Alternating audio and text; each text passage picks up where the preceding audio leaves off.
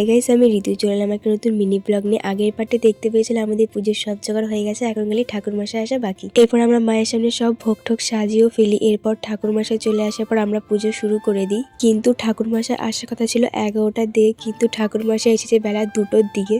এরপর পুজো করতে সবাই বসে পড়ি, আর আমি মাকে বলছিলাম, মা এবছরটা পাশ করে দাও, পরের বছর ভালো করে বলবো, যেটা আমি প্রত্যেক বছর বলি। এরপর অঞ্জলি দেওয়া শুরু হয়ে যায়। আর এদিকে আমি মাকে মন দিয়ে ডাকছিলাম, তার কারণ কিছুদিন পর আমার এক্সাম। পড়াশোনা তো কিছুই করি না, তাই মাই আমাদের ভরসা। এরপর আমরা কলম তুলতে শুরু করি। আমার মুখের এক্সপ্রেশন দেখে তোমরা হয়তো বুঝতেই পারবে কলম উঠাতে পেরে আমি কতটা খুশি হয়েছিলাম। এরপর পুজো শেষ করে বসে পড়েছিলাম প্রসাদ খেয়ে, তার কারণ আমাদের পুজো শেষ হতে হতে বেলা 3টে বেজে গেছে। আর এদিকে প্রসাদের প্রশংসা কি আর করবো, প্রসাদ মানেই তো অমৃত। আর তোমরা হয়তো আমার গলার ভয়েস শুনে বুঝতেই পারছো আমার গলার অবস্থা খুব বাজে, একটু মানিয়ে নিও। আর প্রসাদ খাওয়া কমপ্লিট করে আমি চলে যাবো বাড়ি। তোমাদের ব্লগ ভালো লাগলে লাইক এন্ড কমেন্ট করো, নেক্সট ভিডিও দেখার জন্য সাবস্ক্রাইব করো। দেখা হচ্ছে নেক্সট ভিডিওতে, টাটা।